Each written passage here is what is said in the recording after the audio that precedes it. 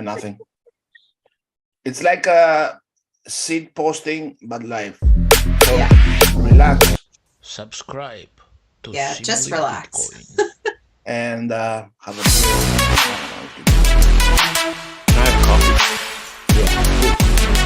coffee. You'll be able to order a sandwich. I have tomorrow a ready to go meme with Indiana Jones Lost of the Ark thing, and where everybody is dying. So it's like Charlie Marker and Nice. You know the we're web live. guy. We're live, so if you tell everybody about this, you're gonna ruin it. Oh, we're live. Hey guys. Yeah, so We're live? wait until tomorrow. You're gonna see my meme. All right, welcome everybody. Welcome in. You've made it to another episode of the Meme Factory podcast. This is stream test number 67. Any of you who have watched this on occasion know that we only run stream tests so that we can't be canceled. If it's not a real show, you can't cancel us. This evening we are joined by Samson. Samson Mo or Mao? Doesn't matter. Oh, okay. Samson has. It does to us, sir. We are like doing research and stuff. Yeah. Kinda. You pronounce it yellow. Samson Yellow. There we go. Samson. Samson, you're a fairly large name in the Bitcoin space, but for anybody who may not know exactly who you are, could you give us the 10-second version of who Samson is? I don't think I'm a big name, but I used to work at Blockstream, and before that I worked at BTC China, and now I started up a little company called Jan3, working on accelerating hyper-Bitcoinization, getting more Bitcoin adoption, and that's done through grassroots initiatives, launching our new wallet coming soon, Aqua, and also working with nation states to make Bitcoin legal tender, have credible, practical laws around crypto assets and things like that. Very cool. Well, I know you're a big fan of the show, so you know what happens next. We have the way we make the most money on this show is that our ad sponsors require us to have the guests read the ad. So every week we're delivered new ad copy. I've forwarded onto your into your DMs. So whenever you get a moment, if you could go ahead and just rip that out and we can get paid, that'd be fantastic. Okay, it's on my screen. Okay. And thanks for sliding into my DMs. Anytime. All right, here we go. Good evening, everyone. My name is Samson, and this episode of the Meme Factory podcast is brought to you by Suscorp. Suscorp understands the penultimate needs of individuals, corporations, and countries, a rallying point on which to stand your ground. To that effect, Suscorp now sells Hills to Die On. Do you want to take on the role of a messiah and sacrifice yourself for something? Want to give your company a jolt of excitement? Is your political party in need of a terrible policy? Suscorp can help you, much like it has helped others in the past. They provided Roger Ver with a big block to die on, which he accepted gracefully and with open arms. When Jack Mallers needed to push Lightning adoption, Suscorp provided him with the entire country of El Salvador. Was it theirs to give? No. Was it his to take? No. But they gave it to him anyway. And if that's not customer service, then I don't know what is. When the CCP needed a new policy to destabilize their entire electric grid, who did they reach out to? Suscorp.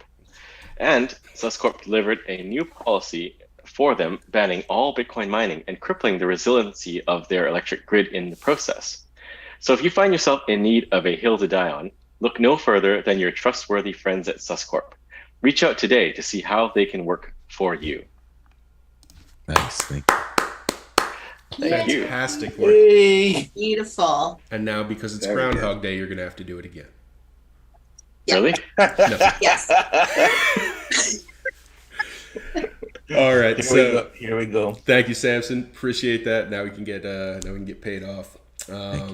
Beautiful. We thank our actual sponsor, Coinbits, as well. And it's the time of the show where we have to take an order from you. So turn it over to Rebecca so she can go over what is available. Excellent. Thank you for joining us this evening. So I have my beautiful sandwich menu here for you. And I have 3 options. We have the CP Lies Classic Egg Salad Sammy. It comes with Bill Gates approved artificial eggs and 97% less egg salad than in the 1980s. And then we have a quarterly ordinals mini tea time Sammys layered with JPEGs, emojis, and GIFs. And last but not least, our Coinbits House Special Yellow's Don't Stop Believing Steak Sammy. It's been marinated in Red Bull for 451 days. So these are your 3 options. I'll go with the Yellow's DSP. Excellent choice. Nice. Nice. Real connoisseur. I I am. think you're the first. Yeah. Yes, it's the best one on the menu. They kind of like it, but like when they hear it like marinated in Red Bull for so many days, they're like, I don't know, maybe it's gonna taste a little bit weird. No, that's what gives it It's the kick. juicy. Yeah, that's what. Yeah, It's bullish. It's bullish. Gives you wings. Only men of Wings culture to the go moon. with that one.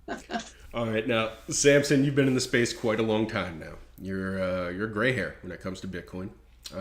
Yeah, You've been through too long. every bear, every bull, but you may not be aware that there are rules to the bull market now.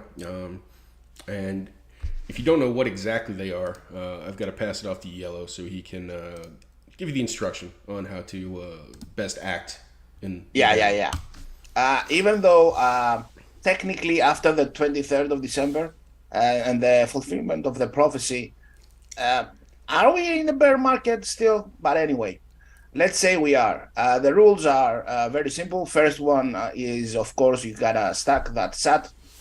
The second one is we are Bitcoiners, so we gotta pass the time somehow, and we like it. So you gotta fight somebody. Gotta find somebody, whoever it is, and fight, and tag me so I can laugh and take print screenshots. Yes. And third, and the most important is, of course, build. In the bear market, we build stuff. I am building hashtag, and if you don't know how to build stuff, it's okay. You just tweet about it. It's pretty similar. So stack, fight, and build. That's the rules of the bear market. So who are we fighting now? Is Nick Carter still a thing? Not even like guys that want to leave the Maxi camp. Like we can fight each other too. Oh Like, yeah. Bitcoiners every day fight each other for stupid reasons. We fight reasons. Like now we're fighting for ordinals.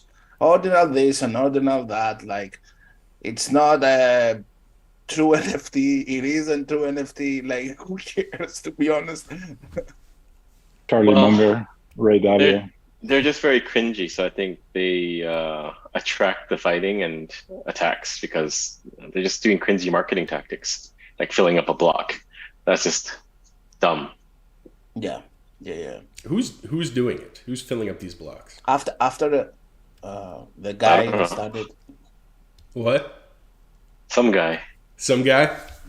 Yeah. Yeah. Fair enough. I don't know that much about ordinals. I only read up on it last night because someone posted something and I was curious. I skimmed through, but it's basically colored coins, but for sats and some naming, numbering, scheming system. I don't know. I just don't think people are going to care about it. It's just going to blow up for 1 or 2 weeks and then disappear. Probably. I think it's already blowing up, like dying down because like people are realizing that you don't actually code the SAT, the individual SAT. You code the UTXO, and like you basically tag the transaction of that, and basically TC Meditation Man made a good thread by tagging the guy, and the guy admitted it. Yeah, it is like a delusion a little bit, like. It is like you are tagging the SAT, but you're not actually tagging that SAT. Yeah. So, yes, I think it's going to die off, thankfully, because I can't take it anymore. The key is you need everyone to believe that individual sets are unique. That's the whole premise of the whole thing. But I don't think most of us care. So that's the problem of it. What do you think? Do you think individual sats are unique? Not really. Sets are fungible, and it's not really important what order they come in. If you want an NFT, just make it on Liquid and with Raretoshi, right? There has to be a purpose for it. It's almost like Ordinals is looking for a reason to collect it through some elaborate numbering system. And maybe some people are interested in that, but I think the bulk of Bitcoiners aren't. And the bulk of Bitcoiners don't even care about NFTs. But when we built Raretoshi, it was just for Bitcoin artists that want to make art and have it tradable easily. So you can just do it on Liquid. So it's a very, very simple purpose. Mint your art so it can be traded and you can get royalties and people can support you in a simple fashion. But I don't think NFTs are revolutionary and are not going to change the world, and much less a numbering system for Satoshis. I have to agree with you on that one. So I have a question that I have been making lately on Spaces. Samson, where do you see the ecosystem and the market in general, like the Bitcoin market? Like, are we still in the bear cycle of the part? Are you seeing the dominoes of crypto crap finally everything collapsed that would be collapsing, and like now we're seeing steady, as I say, little green steps going to be forming until the halving? How do you see it?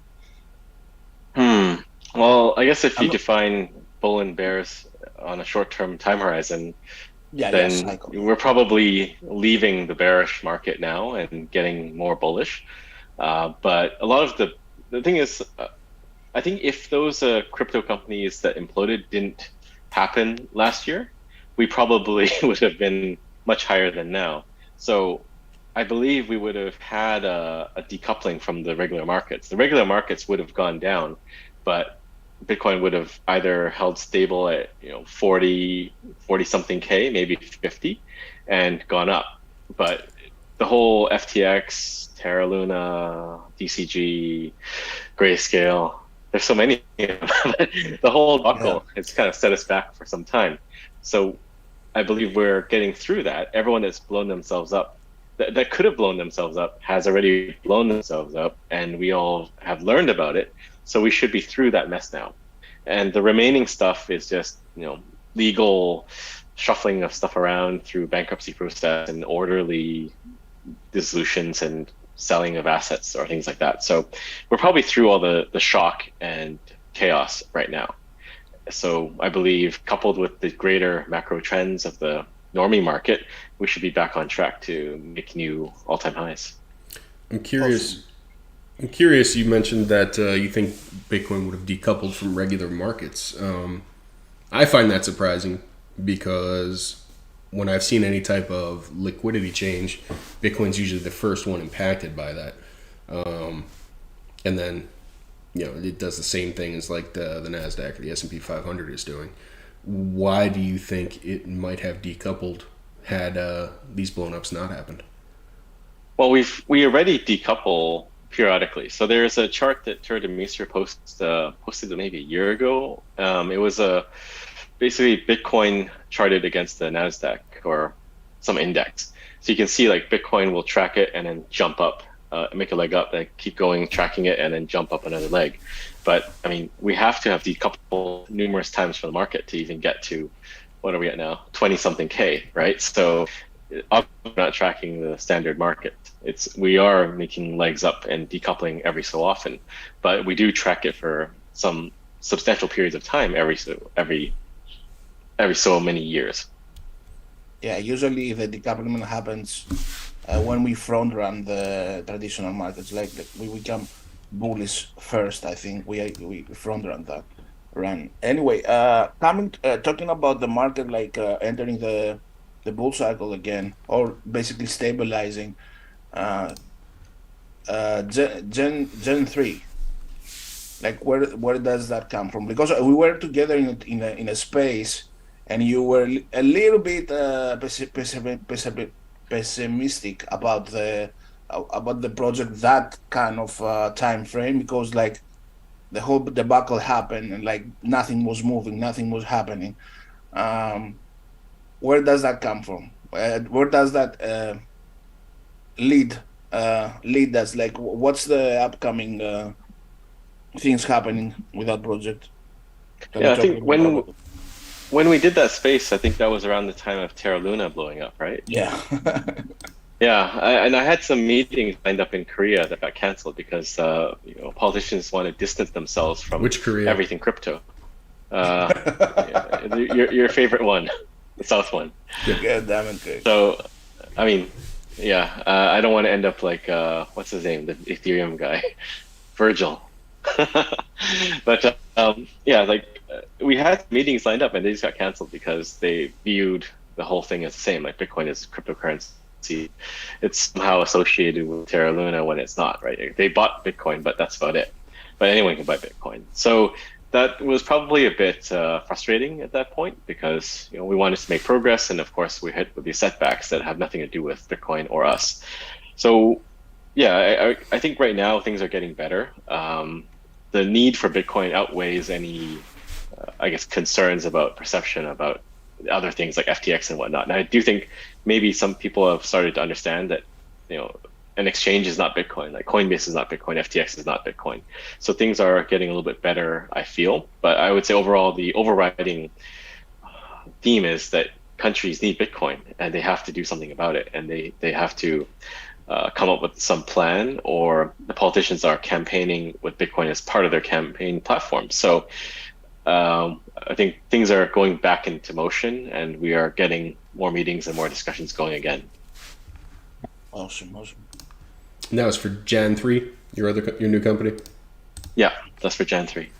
Okay, so which countries are you specifically targeting with Bitcoin adoption for countries, and when do you see them coming on board?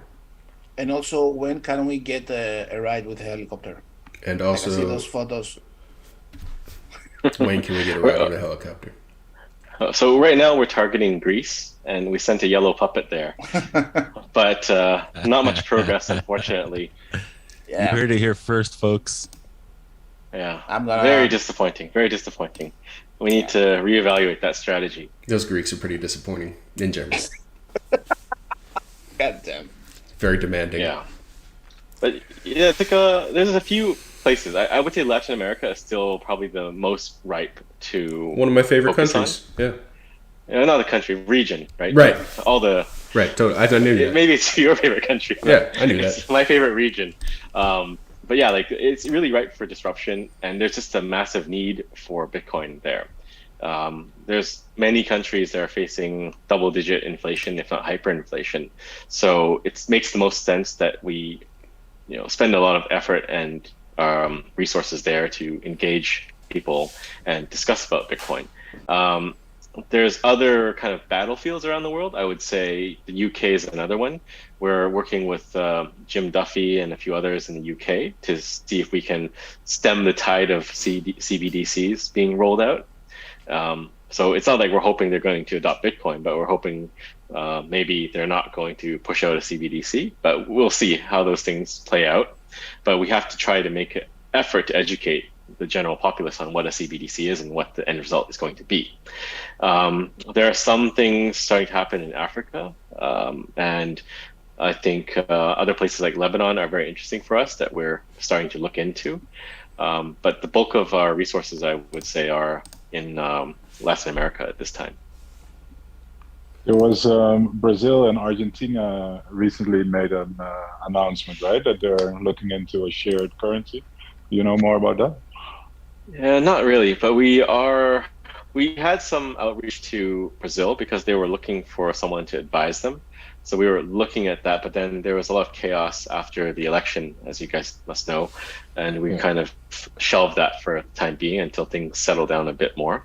But Argentina is probably very interesting right now because they have elections coming up immediately, and one of the candidates, Milei, is very bullish on Bitcoin, and he stands a good chance of winning actually. So we'll see how things play out there.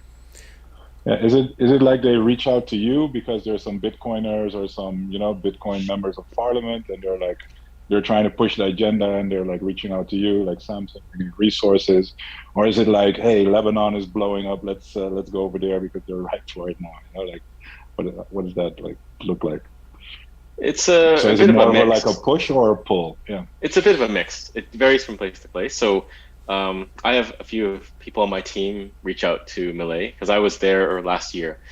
We didn't get a chance to meet, but we'll continue those discussions. Other places, it like for the UK, for example, they reached out to us and said, can we start getting some discussions going? Maybe you can present at some of the evidence sessions in Parliament there. So I would say it's like 50-50. Sometimes we make our own outreach and try to get meetings or network there, and sometimes people come with inbound and say, you got to talk to this guy, and he'll introduce you to this other guy, and things will take on a snowball effect. How does that conversation go usually? So somebody in British Parliament reaches out to you and I heard you is good with Bitcoin in it, and then we is thinking of doing a CBDC and help us like that. Like that is. That sounds more like New Zealand. I mean, I only have RD to learn from about how to speak in British, so we can. Yeah, it varies. It varies. So, for example, in UK, it was Jim Duffy and his group that started that whole discussion. So he made the introduction to Dr. Lisa Cameron, who was heading up their Bitcoin and cryptocurrency work group. And then I think we have a call tomorrow with another person working with Lisa to follow up on a few things.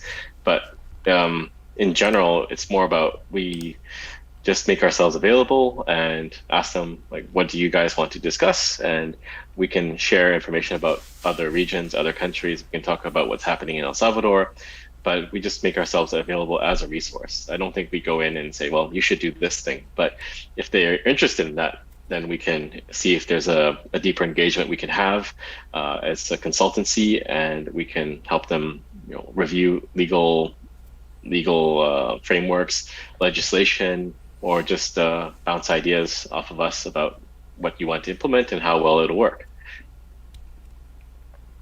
Okay. Are you guys hiring? Maybe soon. Speaking of which, we have an interest in the island of Saint Martin. They are pushing forward with some sort of BCH standard, which is like one of the worst shitcoins. I mean, they're all bad, but that one's really bad. How do we push forward and get them to stop acting mentally ill? I don't know. I have mixed feelings about that. It's really bad, but at the same time, you need some country in the world to adopt shitcoin. We're all on shitcoins already. What do you mean? Yeah, well, a real Roger Ver shitcoin, like made by some guy, not some central bank. Real fake Bitcoin. Got it. They've actually moved on to Tron now, by the way. No! You heard? Fuck. Well, yeah, you kind of need somebody to adopt something bad and then let them run through that exercise, right? Like, it's like back when FTX was at its peak, and they're the golden child, and what was it? The CFTC and other American agencies were all cozying up to them. That was like the kind of time when they could have probably worked out some arrangement or deal with some country to adopt FTT. And I think these kind of dynamics are inevitable because people are drawn to what they perceive to be success and wealth and power. So it's always going to happen. And I think you just kind of need it to happen to show them what happens at the end of that rabbit hole. That I don't know if we call it a rabbit hole, that skunk hole or something. But they kind of need to go through that journey and follow through with the implosion of the shitcoin. So if someone did work with SBF and they made, I don't know, FTT legal tender, then they would have had a really great time with that in the media, right? Oh, yeah. So Yeah. we haven't really had that yet. And I think we just have to let it play out, sort of like the block size wars. It was not fun at the time, and it was very frustrating and probably really really challenging for a lot of people because they're watching Bitcoin get attacked by every single Bitcoin quote unquote crypto company in the space. So that played out, and it made Bitcoin stronger because we went through the whole process. And you can say the same about the mining ban in China. Of course, that was very painful for all the miners that had invested tens, if not hundreds of millions of dollars in physical infrastructure to support mining, and they had to shut down and move elsewhere. So they lost a lot, but it showed that Bitcoin is resilient against nation-state attacks at the end of the day. So maybe it's a good thing for I think St. Kitts to adopt BCH or anything they want, and they can go through that whole process and see what the end is, and other people can take that as a cautionary tale.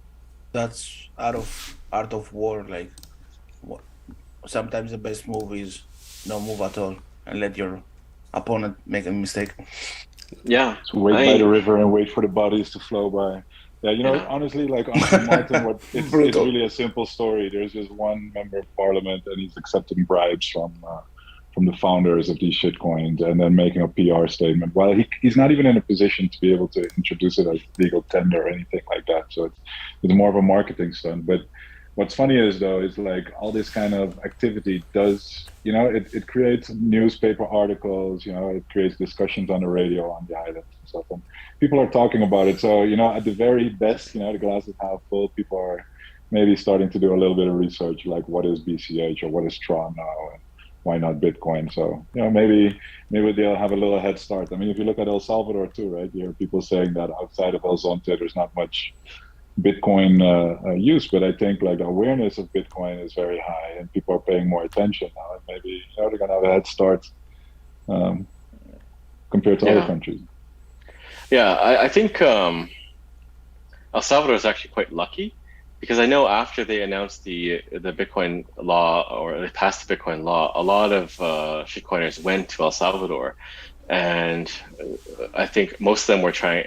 Some of them did meet with the president. I'm not sure who did, but some of them did. I believe SPF did too.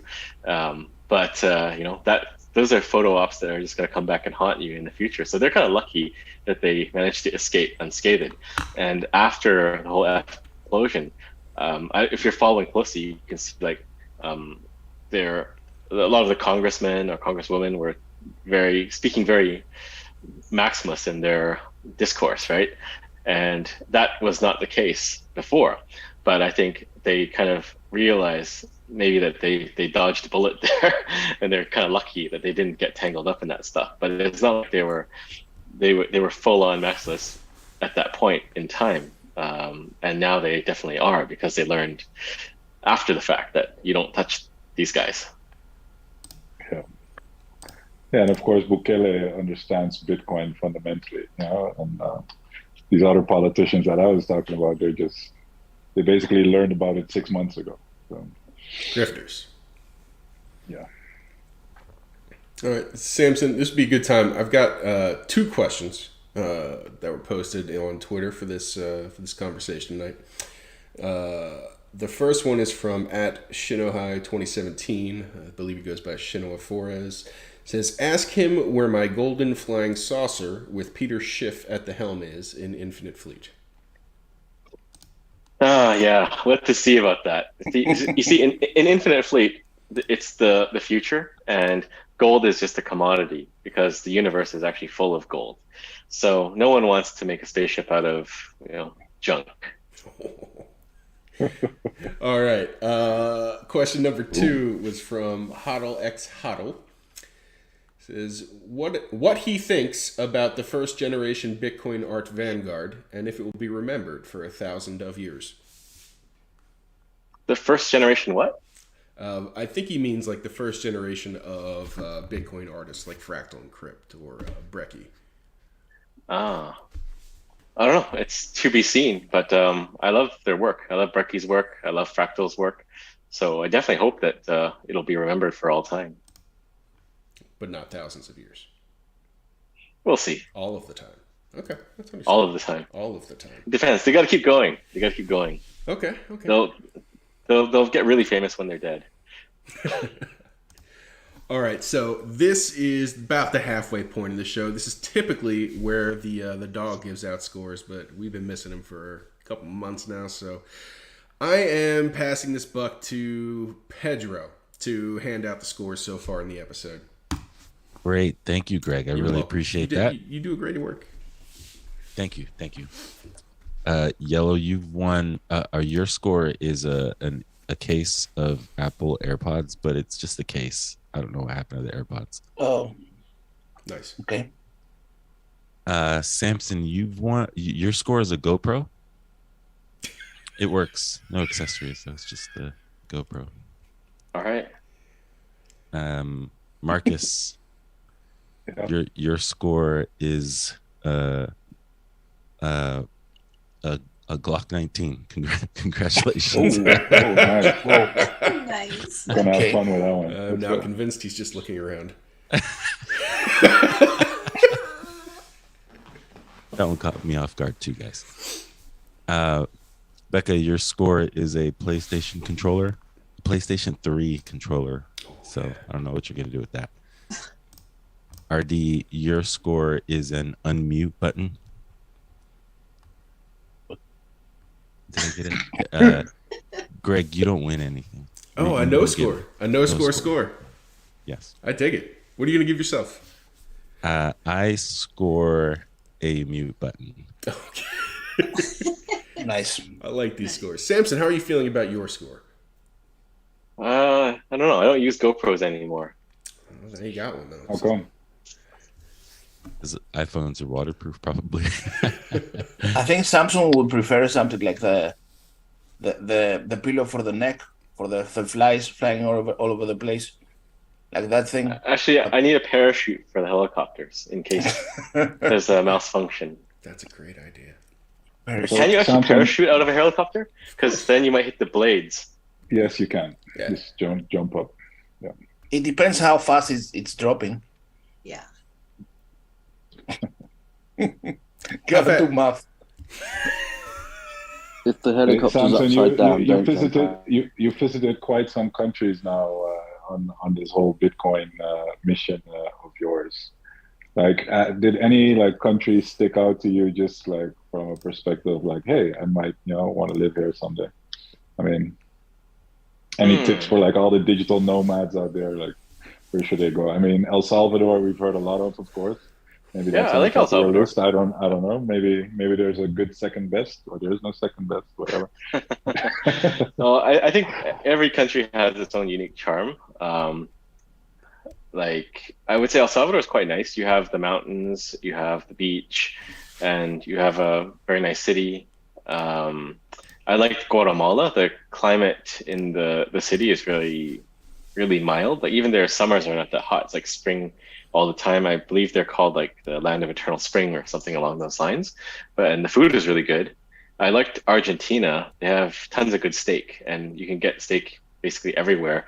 Sometimes we're just tired and walking around after a meeting, and we just pop into a place and we order steak. Yeah. We had so much steak. It was really great. So every place has its own unique charm and attractiveness. Do you Cool. have a least Nice. favorite? The least? Yeah, least favorite. North Korea. I'm not a fan of communist Canada right now. No. China. That's China. what anybody is. From Is it from true the- that the dairy farms are offloading I saw that. thousands today. of liters of fresh milk just because they've hit their quota and the government makes them throw it away? Yeah, that's true. I mean, they do a lot of wacky stuff. They're sending people out to the farms to measure nitrogen levels, and they just want to screw everybody in with good intentions. So it's just bad all around. What do you mean they're measuring nitrogen levels? What are they doing? Like because of fertilizer, they're worried about environmental impact of that. So they're trying to measure the nitrogen levels in the soil, and then maybe come back and say you shut down your farm because you're not ESG compliant.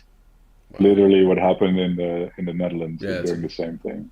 They're also dumping milk there too, but I believe it also has to do with controlling the milk prices internationally and stuff, because otherwise they would flood the market with milk, and then all of a sudden there wouldn't be like any world hunger anymore, and we don't want that, of course. So, got to keep them needy. So. Marcus, Yeah, but let's hope for Canada. We sunshine. might have an election, so maybe that can be fixed. I don't know. The milk quota system has been in place for decades. And it's the same thing with like the egg producers, pork producers, like they all get their quotas from the government, or you buy it from the government, like how much you can produce. So I don't think one election and a change of government's going to change the whole system so quickly. But well, what if the new government implements a Bitcoin standard? Ooh. yeah, I mean, hey, Pierre if Poilievre? Pierre can take down the Bank of Canada, all the power to him. But I'm not that optimistic. Well, let's see. I mean, there are discussions to abolish the CBC, right? So you never know. I think Samson knows more than we do. I don't, but I'm hopeful. I'm hopeful because that's the only way to go. I've seen this grin before on his face. You have to have some radical change just because everything is so bad. So if it's going to change, then many things can be up in the air for change. If something is going to change, a lot of things can change. At least that's my theory. So I want to talk about what you think is going to drive the next bull market for Bitcoin. So the money to drive the market cap has to come from somewhere. Where do you think it's going to come from for this next bull leg? Well, the money's Paying up, always Greg. there. You're paying up, Greg. I'm Have paying. been upgraded? No. Craig is paying up. Go ahead, Greg. Oh, Greg is paying up. Empty your pockets. Oh no, Sorry. no, it's not coming from me. No, I mean a little bit, but no. So the money's everywhere. Let's go back. But Okay, there's a lot of money in the world already, right? And I think that's one of the reasons why people are pushing for brain is failing me now. The ETF, right? Because there are billions and billions of dollars waiting to flow in from these regulated institutions that can't otherwise touch Bitcoin.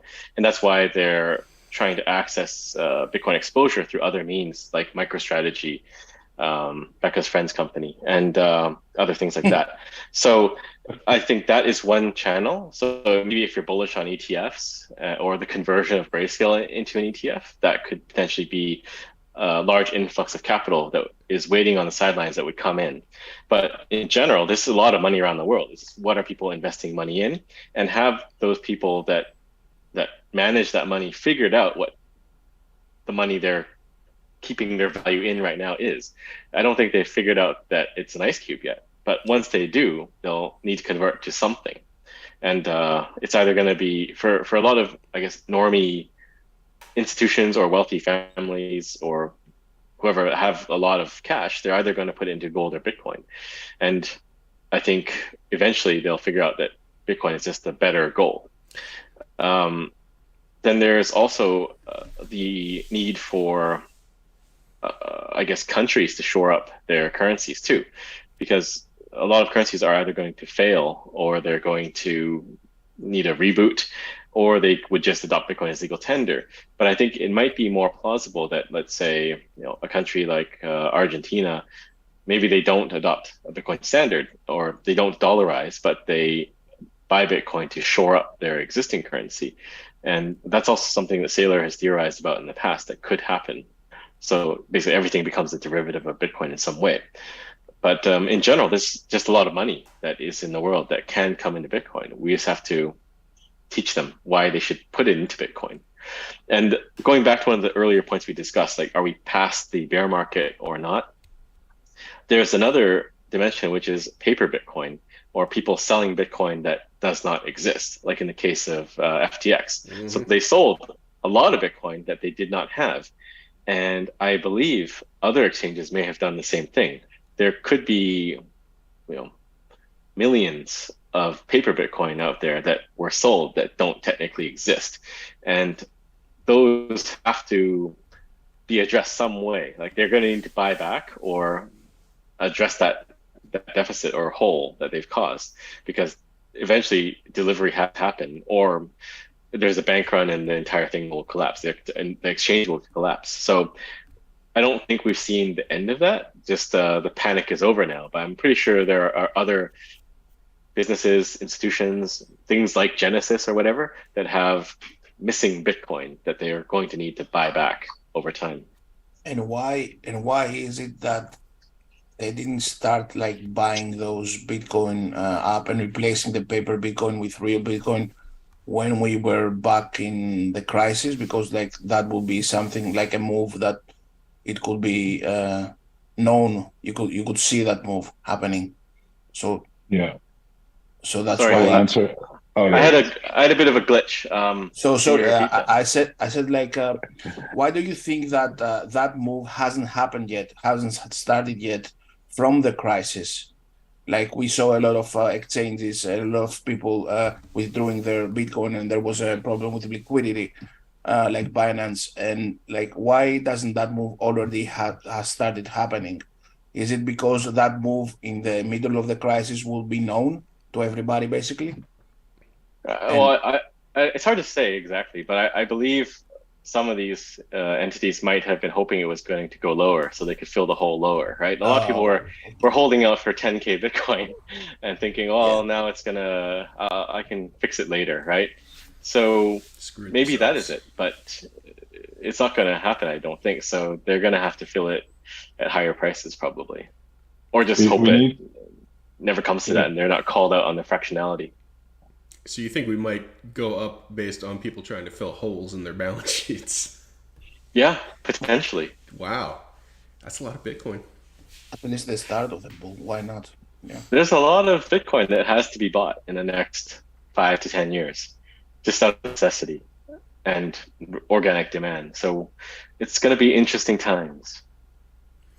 Brings me to my next question. What's your price prediction for Bitcoin over the next 5 years? And we got a hard price of $1 million per coin from Lynn Alden, but I forget what the date was. Any of you guys remember? 2030. I think she said 2030. It was April something 2030, right? She was very specific. It was very specific. Yeah. Appreciate if you could be as specific as Lynn. You know. Well, I think I did a tweet. I have to look it up. I can't remember, but I think it's probably like $1 million a coin in 5 years. It's very conservative. So I could go with that too, but I don't have a specific date. But if you look at Bitcoin, so when I designed the original volcano bonds, I don't know if they're going to go with that design still, but it was based on 30% year over year growth. But we did have a massive drawdown. So I've changed some of the thinking around that. It's probably better to go with a 60% annualized return from the beginning of Bitcoin.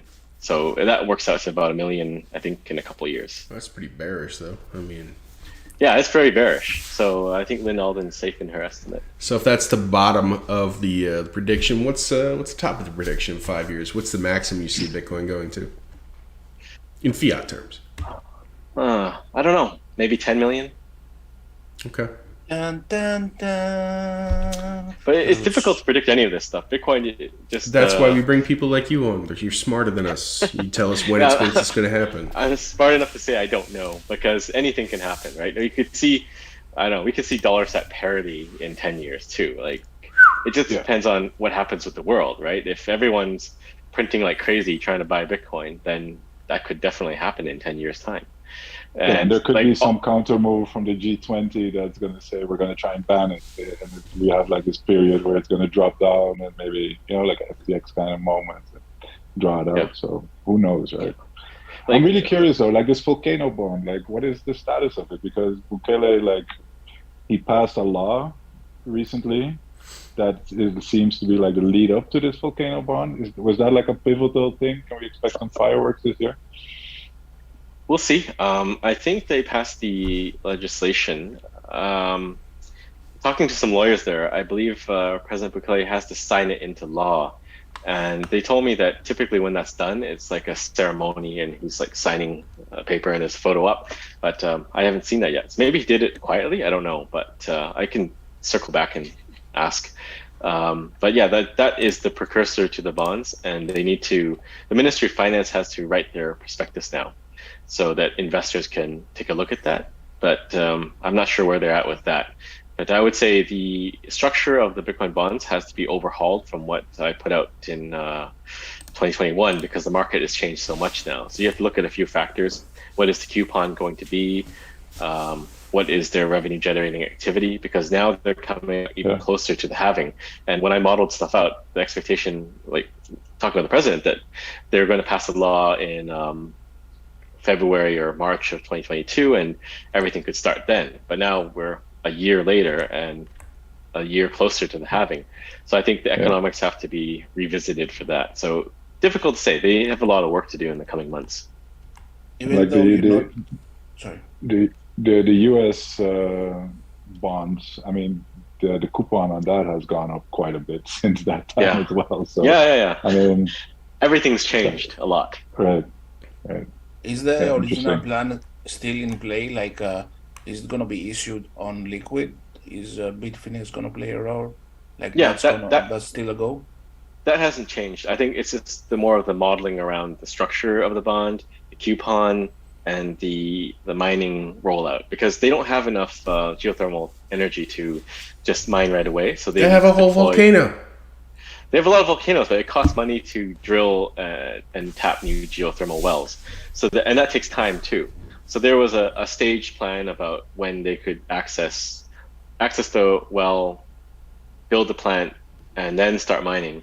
And I think that will have to be shuffled around. I haven't really gone into it since a year now, so we'll see what they do. Are there any projects in the space right now that you're super excited about? And I've been talking with Yellow about making a yellow doll. Have you? Yeah, that's very exciting. That is exciting. You were bested by Rusty. He jumped the gun. Yeah, but he only made a couple. You have to go mass market. If you want mass adoption, you're gonna have to make in volume. Yeah. We'll see. That's what happens when you don't show up, Rusty. Stealing them right out from under you. Press my hand, and I'm gonna be singing "Don't Stop Believing." You gotta buy the rights then and stuff. Maybe Rusty can do yellow SV. Oh! Jesus, that's horrible. All right, and Samson, we're getting towards the end of our hour. You've been very generous with your time. Are there any questions that you have for the Meme Factory while you've got us gathered in one spot? At least half of us. So who's your competitor? There's like another meme group out there that you guys are kind of at war with, right? Or at least looks like that. Yeah, it was. There is no second best. Yeah. There's no second RD unmuted. RD unmuted. You're talking about, I think, the meme tarts. Occasionally we make meme wars, but it's all in total fun. Like we are in shared groups with those guys too, and it's one big happy family. Yeah. Okay. Yeah, we're just sharpening the steel, you know. Yeah, but it is fun that now we have like meme gangs, meme teams, call it whatever you want. Roving meme gangs. Yeah. So are you guys like the West Coast and they're the East Coast, or how does that work? You can say it like that. Yeah, why not? So we're worldwide. What are you talking about? Yeah, they're too. They're worldwide too. They're more people though. Why are you suddenly on their team? Yellow. I kind of like the meme darts. I like them too. But why? Yeah. Fair. They have Adam back. They do have Adam back. I forgot about that. We took Gigi though. We did. That's true. Yeah, but they had totally Gigi and we took them. How did they get Adam back, and what does it mean when you say they have Adam back? Look, you're familiar with how Twitter group chats work, right? You just add the person to the group chat, then they're yours. Yeah. Okay. And then no. And then you refuse to let them leave. Yeah, exactly. You don't let them leave. And after a lot of spamming and a lot of memes and basically spamming. Adam Back like wrote back in the group chat like once or twice. So Have he's you a ever meme heard of dad now. Stockholm syndrome? Yes. Yes, that's what Okay. they did to He's a him. meme dad. That's what they did. Yeah. It's what we did to Gigi. You know. Yeah. They also sent Adam a pin, and he Oh. took a picture of it. Oh, Really? Yeah, yeah. You guys gotta up your game. I know, right? Yeah, we tried the same technique with Sailor, but we panicked, and then we actually added him in the group chat of the meme factory that doesn't exist, and the guy like was very polite because we panicked, and then we had the Craig kick him out, which is one of the best moments, I think. Yep, that was highly embarrassing. Now that we're past that, we've gotten to the part of the evening where the hands down most important question comes out, and we save it for the British memer because he's got the best voice with which to deliver it. Whenever you're ready, RD. It's like sound. Coming on, Samson. Check your notes. I have my notes wait, here. I have one more question, actually. What is I'll just remute. what is fuck you, Greg? Like, why are people trying to fuck you, Greg? I mean, you and I have known each other a while now, right? Yeah. Right. We've interacted plenty over the last, 2 years or so. Has there ever been a point in time where I've said or done something where you said to yourself, fuck you, Greg? No? Maybe? No, not really. Really? Wow. Well, I have a new project.